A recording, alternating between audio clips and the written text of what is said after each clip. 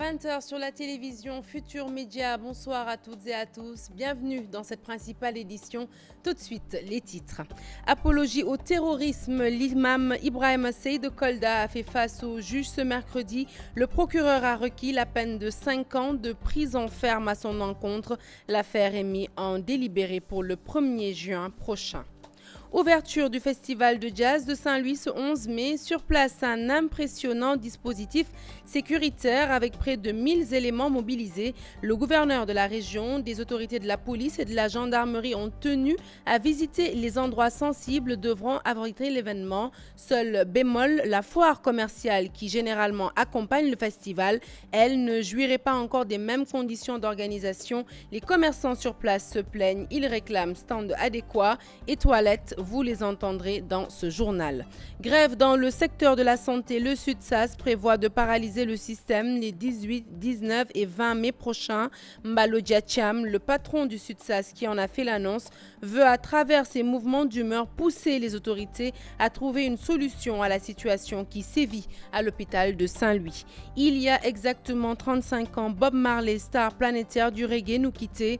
Avec la montée du terrorisme, son répertoire qui offrait une large place à la paix dans le monde est aujourd'hui plus que d'actualité. Nos reporters nous font redécouvrir la légende du reggae. Le reggae, un style musical qui n'arrive toujours pas à décoller au Sénégal. Reggaeman et rappeurs se prononcent justement avant la fin de cette édition. Et puis le reportage du jour lève un coin du voile sur la préparation du pèlerinage marial de Popenguine. À quelques 3 jours de l'événement, la couverture médiatique s'accroît. Visite à la radio Espérance FM où tout est fin prêt pour une bonne retransmission du pèlerinage. Voilà pour les titres. Le développement, c'est dans un instant.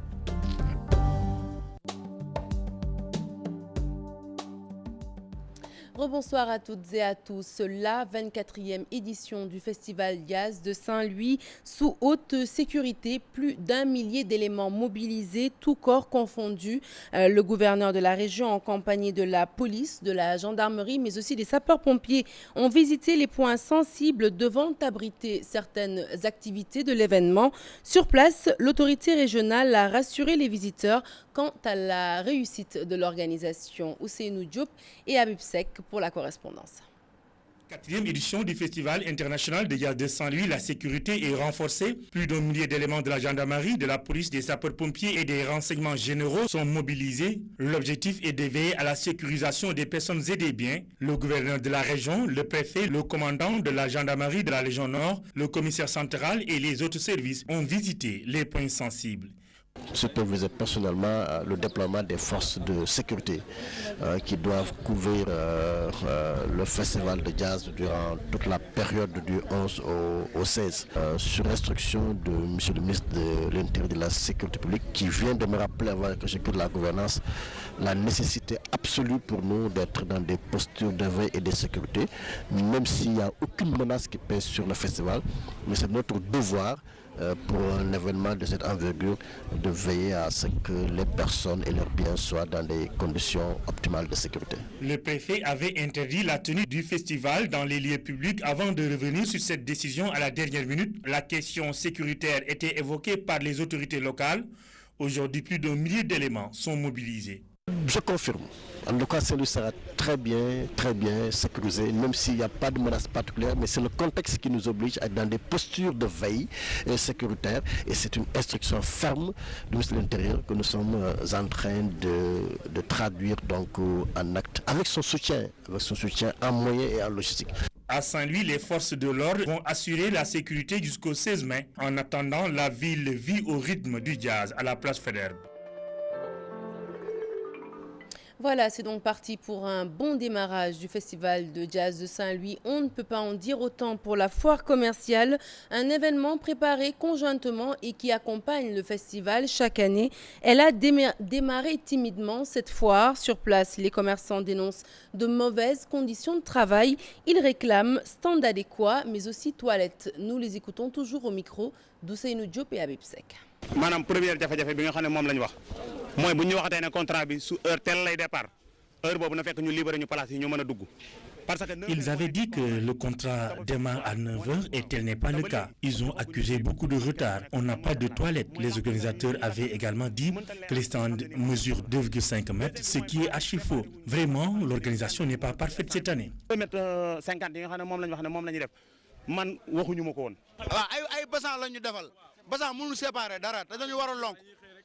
Ils ont placé des nattes partout. Nous avons payé 125 000 francs chaque stand. On doit encore investir 25 000 francs. C'est très difficile. Le secteur de la santé sera paralysé les 18, 19 et 20 mai prochains. C'est le patron du SUTSAS qui en a fait l'annonce. Selon Balodia Thiam, la période de grâce accordée au gouvernement est à présent terminée. Ils ont décidé de passer à la vitesse supérieure et tiennent le ministre de la Santé, principal responsable de la détérioration du climat social, le ministre de la Santé qu'ils accusent justement plutôt de n'avoir rien fait pour trouver solution à la situation qui sévit actuellement à l'hôpital de Saint-Louis. Fatou Bintou Conté, Mohamed Dian. Pour apporter leur solidarité à leurs camarades de l'hôpital de Saint-Louis, le SUTSAS, syndicat unique des travailleurs de la santé et de l'action sociale, a décidé d'aller en grève dès la semaine prochaine, c'est-à-dire le mercredi 18 mai, avec le respect des urgences et du service minimum. Le secrétaire exécutif permanent décrète une journée nationale de soutien aux camarades de Saint-Louis le mercredi 16 mai 2016 de 9h à 13h, avec le respect des urgences et du service minimum en guise d'avertissement. Pour les camarades de Balodia Thiam, le ministre de la Santé, Awa Marie Coll Seck, doit assumer ses responsabilités quant à la situation qui prévaut dans cet hôpital et dont elle est l'entière responsable, selon les syndicalistes.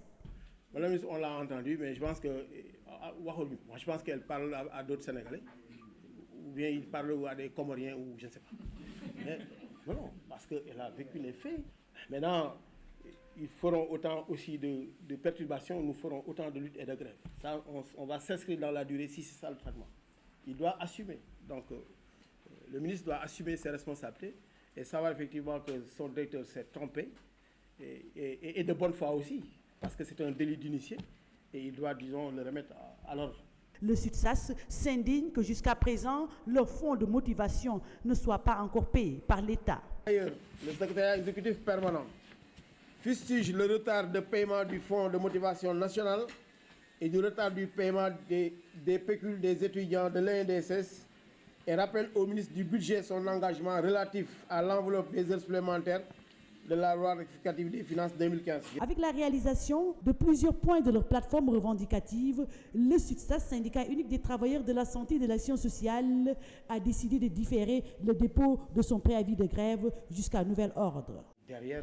La crise dans le monde scolaire peut être en train de vivre ces derniers instants. Le Front unitaire des syndicats de l'enseignant jette l'éponge. Il vient de suspendre ses préavis de grève. Une décision prise après une âpre lutte syndicale qui semble avoir porté ses fruits. Le FUS déclare avoir en effet réussi à matérialiser de nombreux points de sa plateforme revendicative. Toutefois, il avoue qu'il reste encore beaucoup à faire. Fatima Ba, Tierno Laurent Mendy. Le FUS, à l'unanimité de ses membres, a décidé de suspendre ses préavis de grève à partir de ce jour. Les enseignants affiliés au FUS ont décidé de retourner en classe. Les préavis de grève sont suspendus. D'importants acquis sont notés dans leur plateforme revendicative. Nous avons analysé les résultats des négociations avec le gouvernement au cours des 3 derniers mois pour arriver à la conclusion que sur beaucoup de points, il y a eu des avancées importantes qui concernent à la fois les intérêts des enseignants, mais aussi de l'école sénégalaise. Pour amener la paix dans le système scolaire, nous avons estimé qu'il faut aller dans le sens de l'apaisement en suspendant les préavis de grève. Toutefois, pour les points non résolus, ces syndicalistes exhortent l'État à aller dans le sens du respect des accords signés. La question de l'indemnité de correction au CFEE et à l'entrée en 6e. Mais surtout, la revendication fondamentale relative au système indemnitaire. Sur ce point, le FUS exige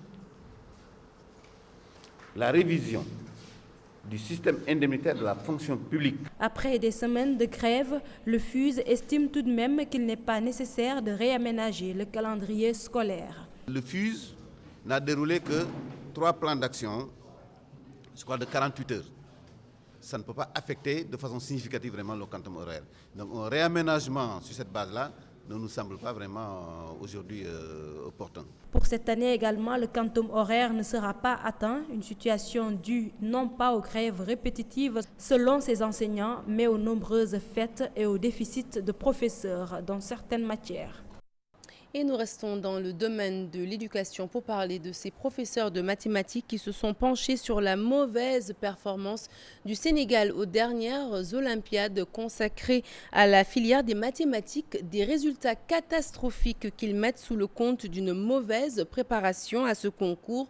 En conférence de presse, ces enseignants regroupés au sein d'une association qui porte le nom d'SOS Mathématiques ont fait le point. C'était en présence de nos reporters Chertidiane Dione et Tierno Laurent Mendy.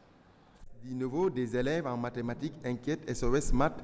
La preuve, les résultats catastrophiques de la 24e édition des Olympiades panafricaines. SOS Math analyse et commente le classement du Sénégal qui a abrité l'événement du 26 au 29 avril dernier. Il a fallu attendre la fin du mois de mars, les fêtes de Pâques, pour rencontrer que Yafou Selim mette ses locaux à la disposition de cette équipe nationale sous la demande de l'État et que l'équipe nationale a travaillé avec ses professeurs pour quelques jours. On attend maintenant janvier, février, mars. L'État dit qu'il n'a pas les moyens de les organiser parce qu'il y a plein de chapitres qui ne sont pas dans le programme sénégalais et qu'il faut prendre ces élèves en aparté. Au-delà du problème d'encadrement, la parité imposée en est aussi un facteur bloquant. Au départ, on a sélectionné 24 élèves. Et c'est au niveau de la presse et sélection encore, au niveau de ces 24, on a choisi les 12 meilleurs. Et les 12 meilleurs, les filles ne faisaient pas partie de ces 12 meilleurs. Mais puisque étant un critère important, il fallait coûte que coûte avoir des filles. On a intégré des filles en laissant de côté d'autres élèves qui étaient plus méritants. De plus en plus, on constate que les filles ne s'intéressent plus aux mathématiques. Pourquoi, professeur? Il y a plusieurs phénomènes. C'est qu'aussi, il est temps qu'on revoie nos programmes. Vous connaissez de voir, on ne peut plus enseigner les mathématiques comme on l'enseignait il y a 10 ans, 15 ans. Il est temps de revoir maintenant l'enseignement des mathématiques. Pour que ça, parce que les gens ne voient pas autour de leur vécu quotidien ce qu'ils apprennent à l'école. Face à la presse, les professeurs de mathématiques ont analysé de fond en comble les entraves de cette matière scientifique. D'après des statistiques, près de 70% des candidats échouent au bac à cause des mathématiques. Direction la banlieue dakaroise à présent. Dans de nombreuses communes, on prend déjà des devants pour affronter l'hivernage. 6 nouveaux bassins de rétention sont prévus pour contenir les eaux pluviales. À Diacksao, par exemple, les travaux sont accélérés, ce qui fait l'affaire de jeunes débrouillards. Ils récupèrent ferraille, sable ou encore briques qui proviennent des maisons démolies ou abandonnées qu'ils cèdent moyennant un petit pécule. Reportage dans la zone de Pikine irrégulier Sud, c'est avec Salif Sow et Asmalik Diop. Ce site doit abriter un bassin de rétention des eaux de pluie, ce au grand plaisir des habitants de cet inondable quartier de Diacksao. C'est exactement de faire un bassin de rétention, un grand bassin de rétention pour permettre vraiment d'atténuer la souffrance des populations par rapport aux inondations. En attendant la démolition de toutes les maisons se trouvant dans l'emprise, les habitants de cette localité ont la peur au ventre. En cause, la fréquence des cas d'agression dans le secteur. Les maisons abandonnées servent de lieu de refuge aux malfaiteurs. Pas plus tard qu'hier, une femme a été grièvement agressée ici. Les malfaiteurs ont chipé son téléphone portable. Pour s'échapper, ils entrent dans les maisons abandonnées. Dedans, ils font du n'importe quoi. Notre quartier est enclavé, l'éclairage public y fait défaut. C'est ce qui explique la forte présence des malfaiteurs dans le secteur. Une fois la nuit tombée, les gens n'osent plus sortir de chez eux. Nous qui restons ici sommes en danger. La gendarmerie de Thiaroye, donc la police de Pikine et celle de Sicap Mbao se trouvent à des kilomètres d'ici. Cependant, l'espace que doivent occuper les ouvrages est investi en longueur de journée par les sans-emploi décents. Le sable est vendu à 2000 francs CFA la charge par le charretier. D'autres jeunes récupèrent les briques intactes avant de les écouler. Je peux gagner 13 000 francs CFA la journée. La vente de la ferraille, ça marche bien. Je peux avoir jusqu'à 25 000 francs la journée. Cité Nala, ce quartier se trouve dans Pikine irrégulier Sud. Cette zone est sujette à des inondations récurrentes. Le projet de l'État consistant à éradiquer les inondations dans cette zone de la banlieue est estimé à 36,7 milliards de francs CFA. Les producteurs et paysans de Sédhiou viennent de bénéficier de 20 tracteurs pour améliorer leurs conditions de labeur. Un don du ministère de l'Agriculture en partenariat avec TSE Afrique. Selon le directeur régional du développement rural, ces tracteurs qui procèdent au défrichement de grandes surfaces de terre vont permettre à Sédhiou de figurer en pôle position des régions productrices de riz et d'atteindre à terme l'autosuffisance alimentaire. Une correspondance signée Bakary Conté et Salah Samba. 20 tracteurs pour les producteurs et paysans de la région de Sédhiou, du matériel fourni par TSE Afrique. Les bénéficiaires ont reçu une session de formation pour une bonne utilisation de ces machines. Nous avons eu à effectuer donc, des formations dans différents sites, là où on a mis donc, les tracteurs Massey Ferguson. Mais nous travaillons également avec Tatou qui est équipementier donc, sur le matériel de sol. Donc je pense bien que les stagiaires qui sont là avec nous, ils auront compris donc, comment nous on procède à cette opération. L'objectif c'est de pérenniser donc ces tracteurs et de mettre en valeur les équipements de sol et quand même donner beaucoup plus de valeur ajoutée donc sur les cultures que nous on est en train de faire au Sénégal. Donc nous avons comme objectif également aussi de continuer à appuyer le monde agricole sur des équipements et sur la formation. Une première à Sédhiou, le DRDR Amidou Baldé avance que cela permettra d'augmenter la production. L'impact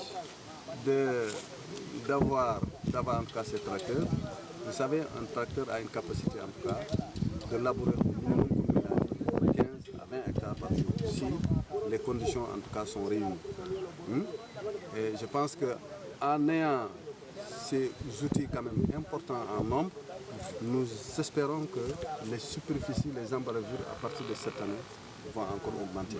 Les bénéficiaires satisfaits de la formation souhaitent la multiplication de ces genres d'initiatives. Avec ces tracteurs, Sédhiou veut se positionner premier pour la production du riz au Sénégal. Et de Sédhiou, nous passons à Saint-Louis. De nombreux élèves sur place ont pu bénéficier d'une journée d'information sur l'importance de l'impôt. Organisée par le Centre de services fiscaux de la vieille ville, l'initiative a pour objectif de gommer toute idée reçue sur cette taxe qui fait généralement peur aux contribuables.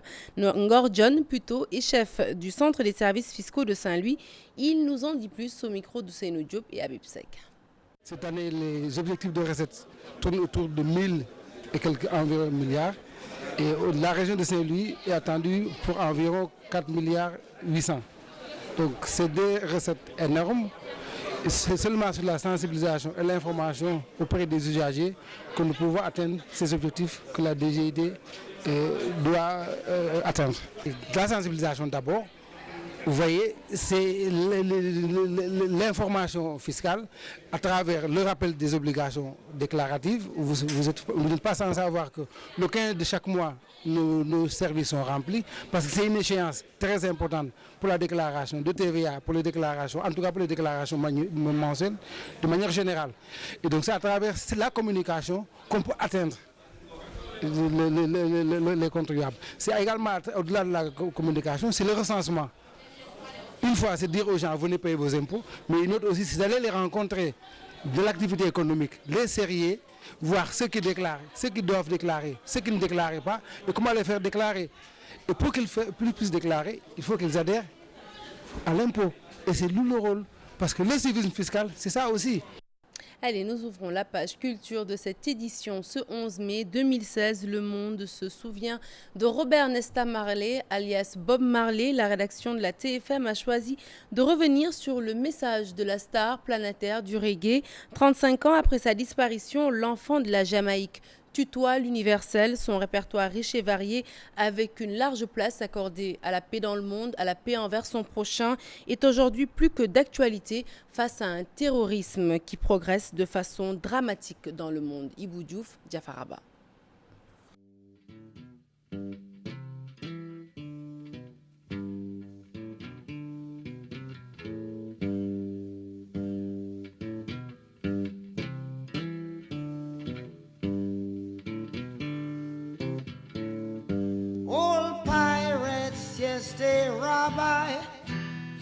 sold I to the merchant ships.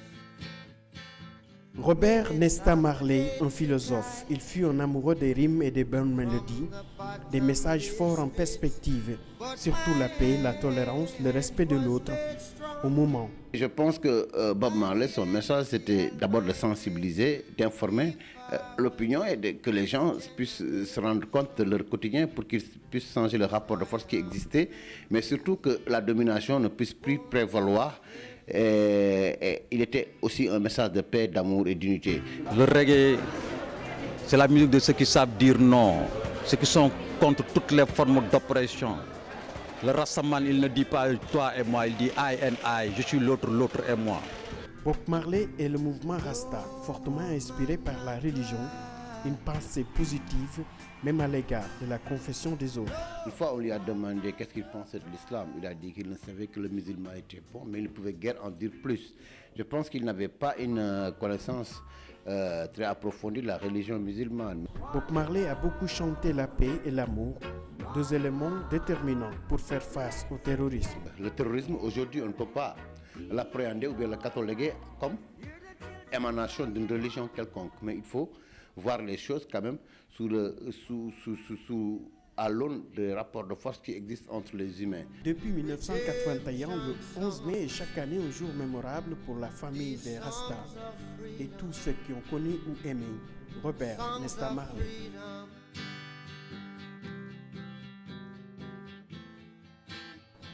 La légende du reggae Bob Marley, le reggae qui justement peine à s'imposer au Sénégal. Pourtant, le hip-hop qui a la cote s'est beaucoup inspiré de ce style musical.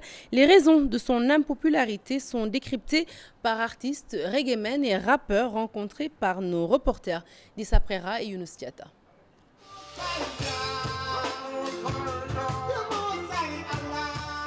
Les reggaemen sont parmi les artistes qui s'arrêtent un jour pour parler de leur style musical.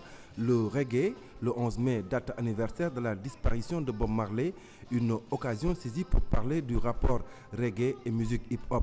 Ceux qui ont donné naissance au hip-hop viennent du mouvement reggae à travers les block parties à New York, à Harlem. Les rappeurs, à un moment donné, ont senti peut-être une nécessité de venir puiser dans le reggae, de venir puiser dans la musique de Bob Marley. Donc pour moi, ce n'est que positif. Ils partagent aussi le discours engagé contre la discrimination raciale, contre les disparités sociales, etc. I'll say it's music, like hip-hop or R&B. Je pense que tous ces styles, c'est de la musique. Ce qu'on doit faire, c'est d'œuvrer ensemble et d'essayer d'avoir quelque chose de positif. C'est important. Le hip-hop et le reggae, deux styles complémentaires, les rappeurs se sont beaucoup inspirés du reggae. Quand on parle au niveau de la création, c'est comme si Bob Marley avait tout chanté, avait déjà épuisé le répertoire reggae, toutes les mélodies. C'est comme si on entendait le même beat dans le reggae. On ne peut pas dire que en fait, le hip-hop s'arrête à Tupac ou à Public Enemy ou à Grandmaster Flash. C'est plusieurs leaders dans le hip-hop, mais tout le monde est leader et personne en quelque sorte n'est leader. Donc ça, c'est un problème de communication peut-être. Et puis c'est entre guillemets, en Occident, les gens ont compris que le message du reggae, le message de Bob était beaucoup plus fort que ce que les autres pensaient. Au Sénégal, si les hip-hopers ont su imprimer une marque rap made in Sénégal, le reggae dans l'univers musical peine à sortir de l'ornière. Parce que les hip-hopers sénégalais ont su trouver une identité du hip-hop sénégalais. Mais les reggaeman, on a l'impression qu'ils ont envie de transposer le Jamaïque en Sénégal. Donc dès l'instant où il y a un peu d'intellect, dès l'instant où il faut une réflexion, dès l'instant où le problème de l'identité se pose, voilà, l'homme a tendance à un peu rejeter cette idée, a tendance à un peu reculer par ça. Mais nous sommes actifs, nous sommes réactifs. Nous tournons, nous allons un peu partout dans le monde. En cette date anniversaire de la disparition de Robert Nesta Marley, la planète musique bouge au rythme de ses sonorités, le reggae comme au Sénégal. Nous Parlons à présent de la Biennale de l'art contemporain qui bat son plein. Rufisque vibre au rythme du Dakar. Au Centre culturel Maurice Gueye, les photographes ont magnifié ce que la vieille dame a de plus riche mais aussi de plus prestigieux. Un patrimoine qui devrait être sauvegardé et valorisé. Ousseynou Thiam et Biradien. Après une caravane de sensibilisation sur le patrimoine architectural de Rufisque, place à une exposition photo du collectif des photographes sous la conduite de Touré Mandi Mori. Un vrai regard sur Rufisque dans toutes ses facettes au centre culturel Maurice Gueye. Un travail de partage pour la ville de Rufisque, parce que Rufisque il est classé dans le patrimoine historique de la ville. Et puis c'est un travail de développement des sens culturels et politiques. Je vois que c'est ça, nous sommes des Rufisquois, il faut qu'on gère la ville de Rufisque, il faut qu'on partage la ville de Rufisque, faire connaître Rufisque sur le plan international et national. Chez les visiteurs, les images renseignent sur la nécessité de sauvegarder et de valoriser ce riche patrimoine. Parce que ceci m'a permis de voir exactement notre patrimoine Rufisque, à quel point je veux dire que c'est beau, c'est joli, c'est notre patrimoine. Exactement, et on doit le garder, le préserver, c'est grandiose. Un projet appuyé par la fondation de la cimenterie qui se distingue dans l'accompagnement des initiatives culturelles. En 2011 déjà, nous avons fait venir un architecte pour étudier la possibilité pour Rufisque d'être classé au patrimoine mondial de l'UNESCO. Nous avons quelques inquiétudes par rapport au devenir de tout ce patrimoine dans la zone du Vieux Rufisque. Et donc là, c'est vraiment un appel pour être plus attentif à la conservation de ce patrimoine avant sa valorisation et également d'encourager les initiatives qui vont dans le sens de la valorisation de ce patrimoine. Pour ces acteurs culturels, l'objectif recherché à travers cette exposition, c'est de pousser les autorités à valoriser ce patrimoine culturel et placer Rufisque sur le marché touristique. Allez, nous refondons la page culture de ce journal. Si vous êtes habitué à regarder la TFM, eh bien, vous savez certainement que le groupe va redéployer ses ailes en Mauritanie. Plusieurs émissions de GFM vont être ainsi délocalisées chez notre voisin du Nord durant cette semaine mauritanienne. GFM chez vous, c'est le nom de ce concept dont l'objectif est de nous rapprocher du public. Mamadou Ibrakan, directeur général du groupe Futur Média, revient sur les activités innovantes et les perspectives à mener. Il est interrogé par Naïfat Nian. Écoutons-le. Nous allons à la conquête de la sous-région. La sous-région au sens de l'UEMOA, la sous-région au sens de la CEDEAO aussi. Cela veut dire aussi que nous diversifions notre offre programmatique, nous africanisons notre offre programmatique. Les téléspectateurs, les auditeurs ou les lecteurs de l'Observateur, ce ne sont pas seulement les Sénégalais. C'est la diaspora, c'est aussi des non-Sénégalais qui se trouvent dans n'importe quel point du globe, qui suivent ce que nous faisons. Et cela, je pense que cela ne peut se réaliser que si effectivement nous avons une vision holistique, une vision beaucoup plus large qui nous permette justement de diversifier nos programmes. Et très prochainement, nous irons en Mauritanie. Tenez, en Mauritanie, la chaîne, pour donner juste cet exemple, de télévision la plus regardée, c'est TFM. Vous allez en Guinée, vous aurez le même résultat. Vous allez en Gambie, vous aurez le même résultat. Au Mali, nous sommes très bien positionnés. Donc, cela nous interpelle. C'est une option mûrement réfléchie et qui va se dérouler au fil du temps. Nous parlons à présent de Sen-Sali, la semaine du tourisme local à Sali, pour permettre aux Sénégalais de passer de bons moments dans cette station balnéaire. Des programmes du 23 au 29 mai avec des activités dans tous les domaines pour vendre la destination Sénégal. Une grande nuit également du tourisme est prévue avec Youssou N'Dour, une façon de changer de communication mais aussi de changer de visage après le passage du virus Ebola et le terrorisme plutôt dans la sous-région Pape Farani. Une semaine du tourisme local pour inciter les Sénégalais à passer leurs vacances au pays. Avec le slogan Sen Sali, les organisateurs proposent un programme attractif. Beaucoup de Sénégalais méconnaissent les stations balnéaires comme Sali, Cap Skirring, Saint-Louis et autres pour passer là-bas leurs vacances. Et vous allez trouver tout sur place comme dans les autres pays. Il y a un spectacle folklorique qui va regrouper l'ensemble des ethnies du Sénégal, les Sérères, les Diola, les Sarolais, les Lebou, etc. Et aussi il y a les régates. Donc ça c'est les programmes que la SAPCO va organiser. Mais l'ensemble des structures hôtelières et les restaurants, les bars, au niveau de la station, chacun va organiser une manifestation de son côté. Pour réussir à développer le tourisme sénégalais, il faut nécessairement changer d'approche avec les événements tragiques qui ont frappé la sous-région. D'abord, c'était la crise économique en Europe. Ensuite, il y a eu, disons, les tensions liées aux élections au Sénégal. Ensuite, il y a eu le virus Ebola. Tout ça a impacté négativement sur la fréquentation. Cette année, on nous parle de terrorisme. Et il est important aussi, sur le terrorisme, qu'on améliore notre communication là-dessus. Vendre la destination Sénégal nécessite l'implication des images de marques comme Youssou Ndour. Qu'on valorise parce que c'est une valeur ajoutée pour le pays. Ambassadeur, il porte l'image du Sénégal.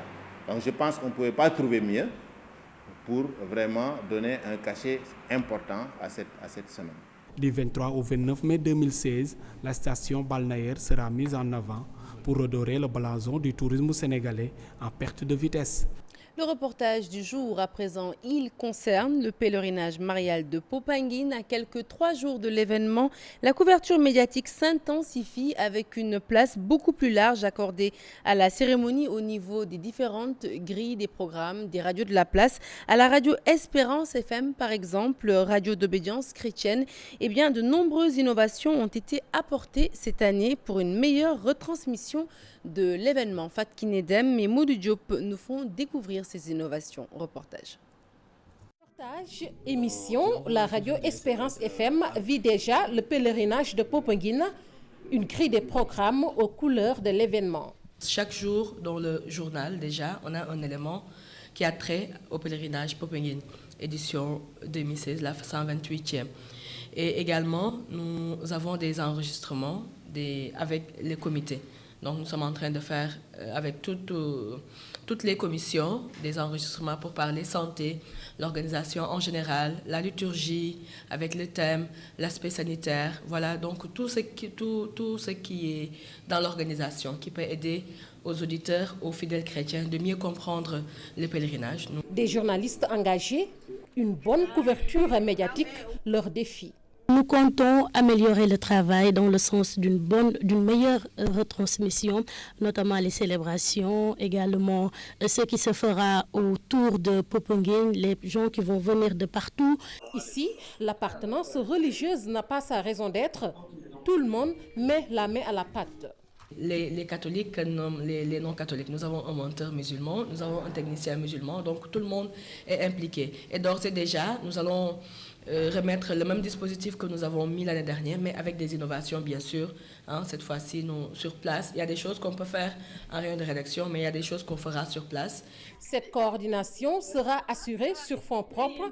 Pour cause, le comité d'organisation du pèlerinage ne prend pas en charge les journalistes pour cette édition. Hébergement, restauration, un budget est d'ailleurs prévu pour satisfaire les besoins.